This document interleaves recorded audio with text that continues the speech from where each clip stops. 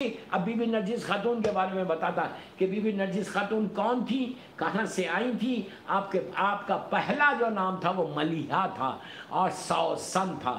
بعض روایتوں میں سوسن ہے، بعض میں ملیحہ ہے. میں یہ دونوں نام نہیں لے رہا، نہ سوسن لے رہا نہ ملیحہ لے رہا. اس لیے نہیں لے رہا کہ میری ماں کا نام نرجس ہے، میں صرف نرجس سے خاتون ہی بولتا. لاکھوں سلام میری ماں کو. تو بہرحال بی بی نرجس خاتون جو ہے، سیزرز جو ہسٹری کے اسٹوڈنٹس ہیں وہ جانتے ہیں کہ سیزرز ایک بہت بڑا کنگ تھا. سیزرز روم کا بادشاہ تھا. اس زمانے میں دو بڑی طاقت تھی، دو بڑے بگ پاورز تھے. میں بات کر رہا 250 ہجری کی. 250 ہجری میں دو بگ پاورز تھے، ایک اسلامک پاور تھا، ایک کرسچینٹی کا پاور تھا. اسلامک پاور پورے مڈل ایسٹ میں تھا، نیچے سندھ تک آ گیا تھا، ایران تک اسلامک پاور تھا. اور یورپ کے سائڈ پہ اور کچھ افریقہ کے کچھ کنٹریز میں یہ روم کی بادشاہ تھی، سیزرز کی بات. اور دونوں بہت بگ پاورز تھے. اسلامک پاور بھی بنی عباس کے پاس تھا، روم کا پاور سیزرز کے پاس تھا. تو سیزرز کی یہ گرینڈ ڈاٹر ہے بی بی نرجس خاتون. بی بی نرجس خاتون کا واقعہ یہ، پہلے آپ ایک سلوات پڑھ لیں تو پھر میں سٹارٹ کروں. اللہ صلی اللہ.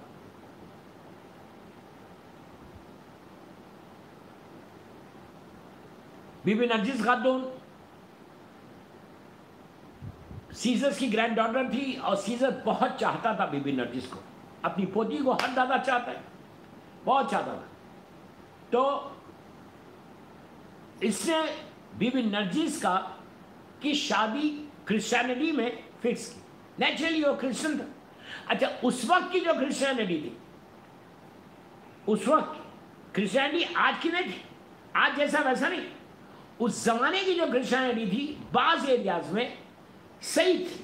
عیسائیت نبی عیسیٰ کو نبی مانتے تھے، سن آف گاڈ نہیں بولتے تھے. تو جناب نرجس خاتون کے بارے میں یہ ہے کہ یہ بی بی شمون جو آپ کے جناب عیسیٰ کے حواری میں سے تھے، سکسیسرز تھے، ان کی نسل سے تھی. اور ان کے بعد جو عیسائیت تھی وہ صحیح، اس زمانے کی صحیح عیسائیت تھی. بہرحال اس پہ میں بحث نہیں کرتا. سیزرز نے بی بی نرجس خاتون کی شادی فکس کی کہ میری پوتی کی گرینڈ ڈاٹر ہے، اس کی میں شادی کروں. اور اب کمان کنگ کی گرینڈ ڈاٹر ہے. ایک ہنگامہ مچ گیا، ہر طرف جو ہے دعوتیں دی گئی اور چاروں طرف سے انویٹیشن، اور بہت گرینڈ طریقے سے ان کی شادی کا ارینجمنٹ. شادی کا ارینجمنٹ کیا ہوا؟ اس کے پیلس کے باہر بہت بڑا گراؤنڈ تھا، اس نے وہاں پہ پینڈال ڈلوایا، اس زمانے کا جو سسٹم تھا، اور اوپن اس میں شادی ہوئی. کوئی اس وقت بینکٹ ہالس نہیں تھے، اس میں شادی کا ارینجمنٹ. ہزاروں لوگ آئے شادی میں. جب وہ مین ٹائم آیا ان کے حساب سے نکاح کا، دولہا آ گیا، دولہا بھی پینڈال میں بیٹھ گیا. اب بس ان کا پادری، ان کا پریسٹ، ان کا فادر، اب وہ جو بھی کرسچینٹی میں جو سسٹم ہے شادی کا، سیرا پڑھنے کا جو بھی سسٹم تھا اس زمانے میں، وہ اب سٹارٹ کرنے والا تھا. یعنی نکاح ان کے حساب سے نکاح سٹارٹ ہونے والا. پوری گیدرنگ موجود ہے، بس اب نکاح ہوگا، شادی کمپلیٹ ہوگی، دولہا بھی بیٹھا. اتنی تیز آندھی چلی، ایسی ہوا چلی کہ سارے پینڈالز اڑ گئے، ہلچل مچ گئی. اور جس پینڈال میں دولہا بیٹھا تھا وہ گرا اور وہ دولہا وہیں ہلاک ہو گیا. اب دولہا ہی ہلاک ہو گیا، اب شادی کیسے؟ بی بی نرجس خاتون اس پارٹی میں سے اپنے محل میں آ گئی دلہن. کیا کرے بیوی، کیا کرے؟ دن گزرے، وقت گزرا، پھر سیزر سے ایک دوسرے لڑکے کے ساتھ ارینج کیا. پھر اسی انداز میں، اس کے ڈیٹیل میں نہیں جاتا، وقت نکل جائے گا. پھر اس نے وہ اسی انداز سے کیا، وہی انداز سے شادی کا ارینجمنٹ ہو. دولہا آیا، بیوی تیار ہوئی دلہن بن کر. بس اب شروع ہونے والا ہے. ایک آندھی چلی، زبردست ہوا چلی اور ہلچل مچ گئی. وہی سیم سسٹم. اور بس دولہا جس پنڈال میں یہ لڑکا بھی بیٹھا تھا وہ گرا اور وہ بھی ہلاک ہوا. اب آپ سوچو، ایک لڑکی کے شادی میں دو لڑکے ہلاک ہو جائیں تو لڑکی کا کیا حال ہو جائے؟ آج کا زمانہ ہوتا کیسی کیسی باتیں کرتے یہ عورتیں. یہ بھی حرام ہے، میسیجز دیتے ہوئے پڑھوں میں، یہ بھی حرام ہے. لڑکی کی کیا حال ہو؟ اگر کہیں بیٹی پیدا ہو رہی تو ماں کو بلیم کر. یہ سب بکواس ہے. شادی ہو کر آئی، ریس رک گیا بیوی کو، یہ ساری چیزیں حرام ہیں. بہرحال تو یہ عورت خود اپنے رزق کو لے کے آتی ہے اور رزق کو کھولتی ہے. تو بہرحال دونوں شادی ختم ہوئی. بی بی نرجس خاتون واز ویری اپسیٹ. میں اپنی لینگویج میں بولا, she was very upset. Natural چیز ہے, اپسیٹ تو ہونا ہی ہے. وہ آئیں اپنے بیڈ روم میں, اپنے بیڈ پہ لیٹ گئی, لیٹ کے سو گئی. جیسے ہی سوئی خواب میں دیکھا کہ نبی عیسیٰ آئے ایک, اور ان کے ساتھ ان کے 12 حواری, 12 سکسیسرز آئے. اب نبی عیسیٰ اگر کوئی کرسچن گرل کے خواب میں آئے تو ان کی تو عید ہوگی. نبی عیسیٰ آئے, جناب نرجس خاتون کو سین لگایا, سلام کیا, بیٹھ گئے. بیٹھ کے باتیں کر رہے تھے نبی عیسیٰ. اب ان کے سکسیسر شمون کی بیٹی بات ہی کر رہے تھے کہ یہ روایت جناب نرجس خاتون کی کہ بی بی نرجس کہتی کہ جس روم میں اپنی لینگویج میں بول رہا, جس روم میں بیٹھ کے بات کر رہے تھے اس روم میں ایک ایسی پرسنالٹی انٹر ہوئی کہ جس کا نور اتنا تھا, اتنا نور تھا کہ نبی عیسیٰ کا نور چھپ گیا اور پورا وہ روم برائٹ ہو گیا, روشن ہو گیا. اور ان کے ساتھ ان کے 11 سکسیسرز ساتھ آئے, ایک سے ایک نورانی, ایک سے ایک حسین و خوبصورت. یہ لوگ آئے, جیسی وہ انٹر ہوئے نبی عیسیٰ اپنے حواریوں کے ساتھ کھڑے ہو گئے. کھڑے ہو کے ان کا استقبال کیا, ان کو ویلکم کیا, گلے لگایا, سلام کیا, بوسہ لیا, اپنے پہلو میں بٹھایا. جناب نرجس خاتون نے جناب عیسیٰ سے پوچھا یہ کون ہے؟ تو کہا کہ یہ اسلام کے آخری نبی ہمارے سردار جناب احمد مصطفیٰ محمد مصطفیٰ صلی اللہ علیہ وآلہ وسلم, اور یہ ان کے سکسیسرز ہیں. آپ بی بی نرجس خاتون بھی جھکی, سلام دعا ہوئی. نبی عیسیٰ نے پوچھا ہمارے رسول سے کہ یہ بولیے کہ کدھر تشریف لایا, جیسا پوچھا جاتا ہے کہ آپ میرے پاس آئے کوئی خاص کام. تو اللہ کے رسول نے اس وقت کہا کہ عیسیٰ میں اپنے بیٹے کا پروپوزل لے کر آیا, رشتہ لے کر آیا. تو یہ خواب ہو رہا, خواب میں ہو رہا. تو نبی عیسیٰ نے پوچھا کس کے لیے؟ تو بی بی نرجس خاتون کی طرف اشارہ کیا کہ میں اس لڑکی سے اپنے 11ویں وارث کا شادی کرنا چاہتا ہوں. تو جناب عیسیٰ پلٹے شمون کی طرف اور کہا کتنا بڑا آنر ہے, کتنی بڑی عزت ہے کہ تم خاندان اہل بیت سے تمہاری فیملی مل جائے گی. تو جناب شمون نے کہا میں راضی ہوں. بس بیٹھے.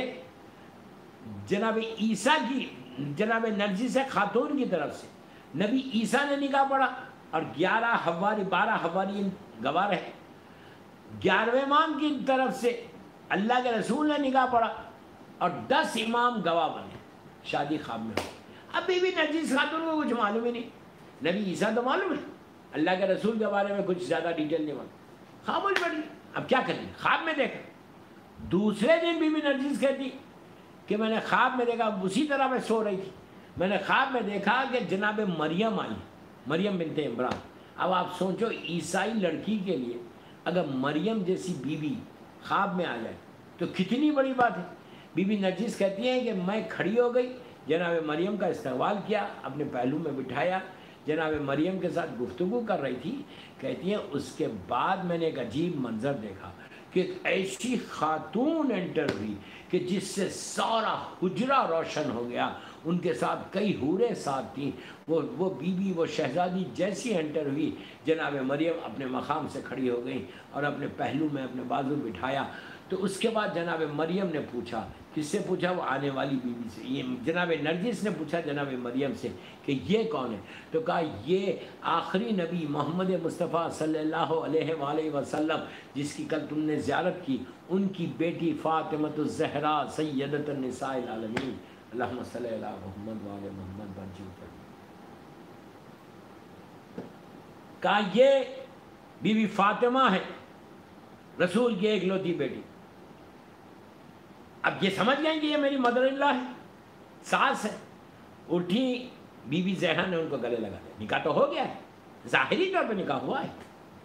گلے لگا, گلے لگانے کے بعد بی بی نرجس نے شہزادی کونین سے کہا کہ اے میری ماں, اے میری بیوی, جس بیٹے کے ساتھ میرا نکاح ہوا وہ تو آئی نہیں خواب میں. میں اپنی لینگویج میں بول رہا, مفہوم بتا رہا. تو بی بی نرجس نے کہا, شہزادی کونین نے کہا کہ تم کلمہ وہ پڑھو جو اسلام کا کلمہ ہے. پھر وہ اسلام کا کلمہ پڑھی، جناب مریم نے پڑھوایا۔ کلمہ پڑھانے کے بعد شہزادی کونین نے بی بی نرجس سے کہا کہ اب میرا بیٹا کل تمہارے خواب میں آئے گا۔ اب دوسرا دن گزرا، تیسرا دن گزرا، بی بی نرجس خاتون انتظار میں تھی، جا کے بستر پہ لیٹ گئی۔ خواب میں یہ سب خواب میں ہو رہا، 2 خواب یہ ہوئے، تیسرے خواب میں 11ویں امام تشریف لائے۔ اللہم صلی اللہ علیہ وسلم۔ میرا مولا تشریف لائے، گفتگو ہوئی۔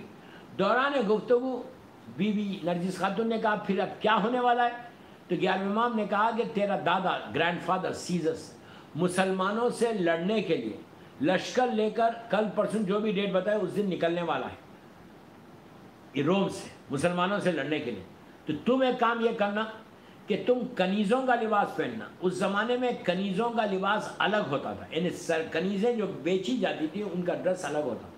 کہا کہ تم 11ویں امام نے کہا کہ تم کنیزوں کا لباس پہننا اور پہن کر تو تمہارے لشکر کے پیچھے چلے جانا، مسلمانوں کے حوالے اپنے آپ کو کر دینا، تو وہ لوگ تم کو لے کے قید بند کر لیں گے اور قیدی بنا کے تم کو کنیز بنا کر بیچ دیں گے۔ ایک کنیزوں کو خریدنے والے کو وہ لوگ بیچ دیں گے۔ جب وہ لوگ بیچ دیں گے تو وہ تم کو لے کر روم سے بصرہ آئے گا، تم بصرے تک پہنچ جانا، بصرے سے اپنے پاس بلانا، یہ ہماری ذمہ داری۔ خواب میں دیکھا ایسی اطاعت گزار بی بی، شہزادی سیزرس کی گرینڈ ڈاٹر، پیلس میں رہنے والی، جب جیسا مولا نے کہا تھا کہ اس کا دادا لے کے نکلا، جب لے کے نکلا لشکر کو، آرمی کو، تو پیچھے بی بی نرجس خاتون کنیزوں کا لباس پہن کر اپنے آپ کو مسلمانوں کے لشکر میں گرفتار کروا لیا۔ جیسا امام نے کہا تھا بالکل ویسی ہو۔ پھر ان لوگوں نے بیچ دیا بی بی کو اس کے حوالے کہ جس سے جو کنیزوں غلاموں کو خریدتا تھا، اس نے بی بی کو لیا اور لے کے سیدھا بصرے کی طرف چلا۔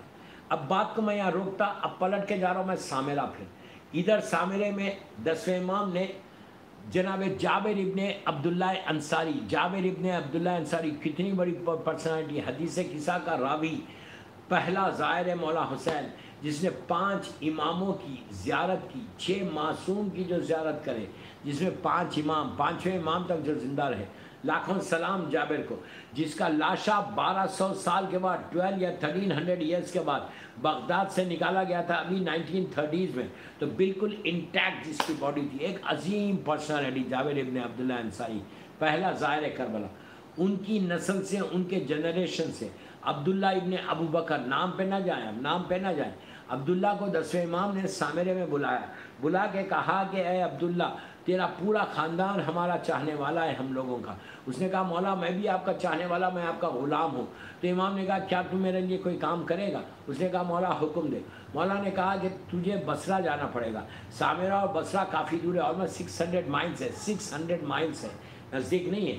اور یہ بصرہ جو ہے کویت کے بالکل قریب ہے، اور بصرہ سی پورٹ ہے، شروع سے سی پورٹ ہے۔ آج بھی بصرہ عراق کی جو آئل ریفائنریز ہے اس میں one of the best refinery جو ہے عراق کی، وہ بصرے کے اندر ہے، اس لیے کہ وہاں پہ سی پورٹ ہے، وہاں سے جو ہے نا یہ ایکسپورٹ ہوتا۔